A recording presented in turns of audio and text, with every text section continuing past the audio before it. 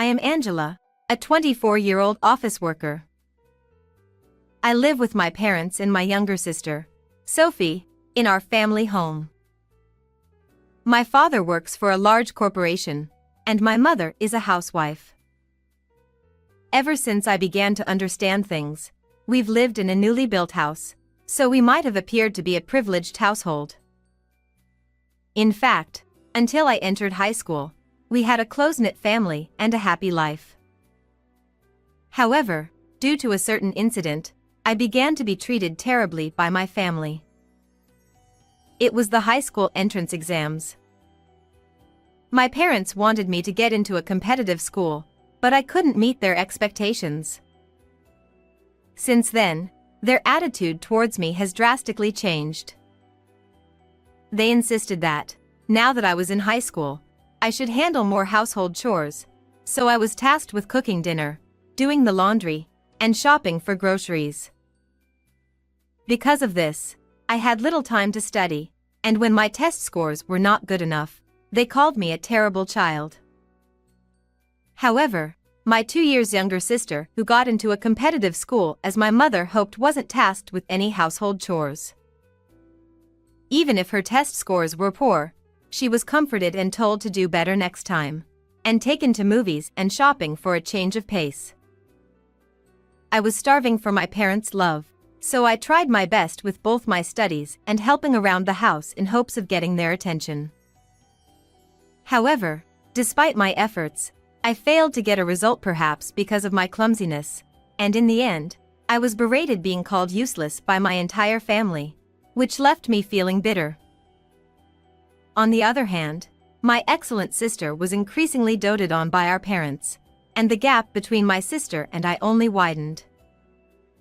Even after I became a working adult, my parents' attitudes remained unchanged, and if anything, they became even colder towards me than before.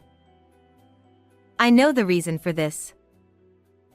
When I started job hunting, my mother suggested that I apply to a company owned by relatives, but I refused. This was because I had already decided on the job I wanted to do, and I had narrowed down the companies I wanted to apply to. The company my mother introduced me to was fairly well known locally, and it didn't seem like there was a risk of it going under. However, it didn't accord with what I wanted to do. So, I did my job hunting by myself without using my mother's connections. Although I received a job offer successfully, my mother didn't find that amusing. She didn't speak to me for a while after that. Since my father always saw what mood my mother was in, he joined her in criticizing me. Meanwhile, my sister followed my mother's advice and used her connections to get a job at the relative's company. Sophie is such a good girl, unlike Angela. Sophie truly is a good daughter. Unlike someone else. My parents' attitude towards me only got harsher. As I became busier with my job, I gradually stopped caring about the harsh treatment from my family. My work was enjoyable and fulfilling, and no matter how coldly my parents treated me, I was glad I had stood by my own decisions. While my salary wasn't high, I managed to save money by living economically, and I was starting to think about moving out of my parents' house and living on my own. It was around this time that something happened. My mother made an unexpected suggestion. I've been thinking, maybe we should go on a family trip. A family trip? Sophie has settled into her job, so what do you think? It's been a while since we went on one, so why not? I want to go on a trip. Where are we going? Actually, I've already decided on the destination. I want to stay at the Moon Hotel. So, how about Chicago? The Moon Hotel. Isn't that the super luxurious hotel owned by the daughter of our company's president? I really want to go. Sounds great. It seemed my father and sister were fully on board with my mother's suggestion, but honestly, I wasn't too keen on it. Knowing how nasty my family could be, I was sure they would treat me like a nuisance even during the trip. However, everyone else looked excited about going, and they started researching tourist spots in Chicago. Angela, what do you think? Huh? Do you have any recommendations for tourist spots in Chicago? I was surprised because I didn't expect her to actually ask me for my opinion. At the same time, though I couldn't help but think how easily swayed I am, I started to feel like it might be okay to go on a family trip. Since I'd be moving out soon, I thought it wouldn't be a bad idea to go out with my family one last time. The travel dates were set, and I told my boss that I would be going on a trip with my family and requested a few days of paid leave. I was tasked with arranging the flights and accommodations. I thought my mother, who was a housewife and had plenty of free time, should do it, but she didn't want to deal with the hassle and pushed the responsibility onto me. I was used to this kind of situation, so I quickly booked the flight tickets and hotel. On the day of the trip, as I was about to leave the house, a taxi had arrived, and my mother called out to me. Angela, wait. What? Why are you coming with us, Angela? You're staying home. Huh, staying home. My father forcibly took my traveling bag from my hands and threw it onto the living room floor. I was stunned at the sudden occurrence. When I looked at my father and sister, they both were laughing and loading their luggage into the taxi. It was then that I finally realized. They had been all in on it from the beginning.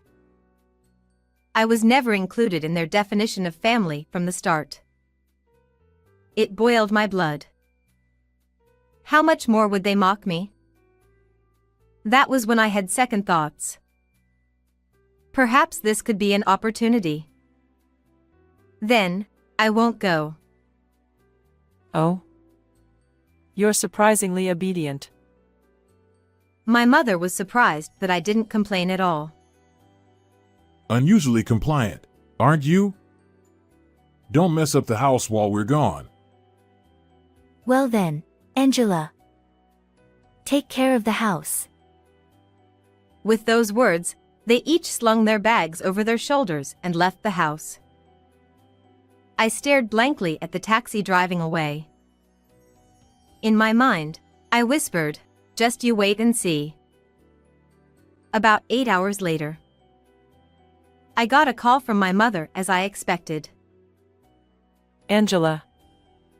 What on earth is going on? What do you mean? When we tried to check into the hotel, they said the payment hadn't been made yet?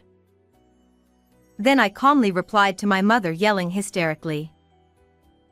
Well, of course. I booked it for pay on arrival. But Moon Hotel doesn't accept pay on arrival, does they? Well, generally, no. But because we're relatives, they made an exception for us. That's right. When I arranged the hotel, I booked it for pay on arrival. This was because I had no guarantee that my parents or sister would repay me later if I paid the money for the hotel and flight up front. As I had been concerned, they never intended to pay the cost. I could feel their panic over the phone.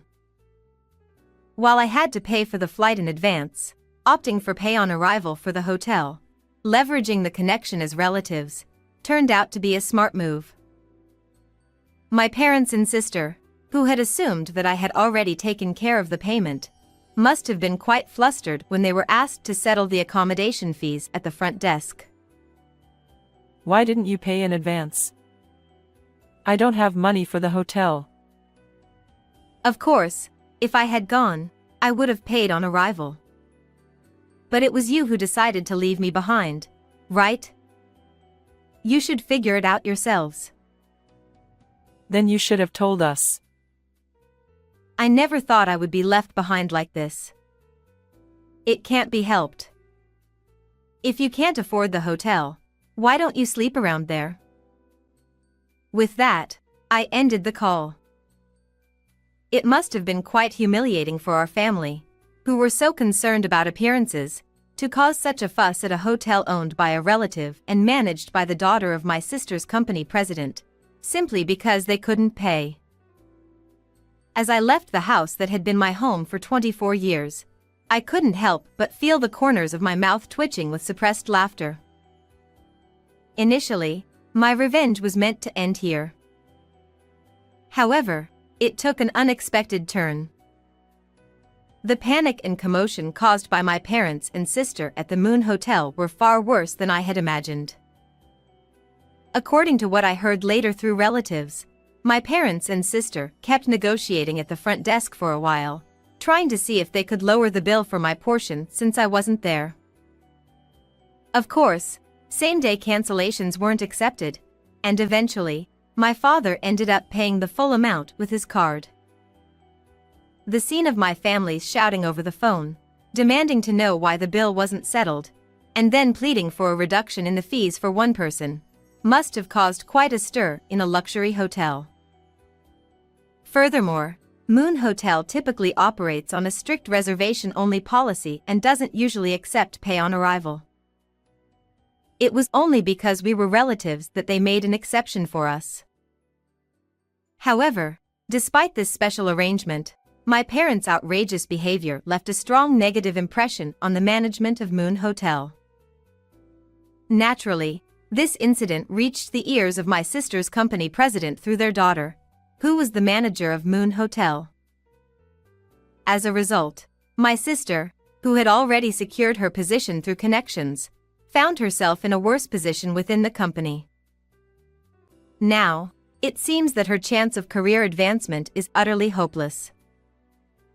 My sister, whose treatment at work visibly deteriorated, lashed out at our mother, who had recommended the job through connections. This rebellion from my sister, who had never shown any defiance before, drove our mother to madness. And my father is frustrated with both of them. Well, it seems like all three of them are experiencing a picture-perfect kind of unhappiness. As for me, everything has been going smoothly since I left home. Work is still enjoyable, and my personal life is thriving.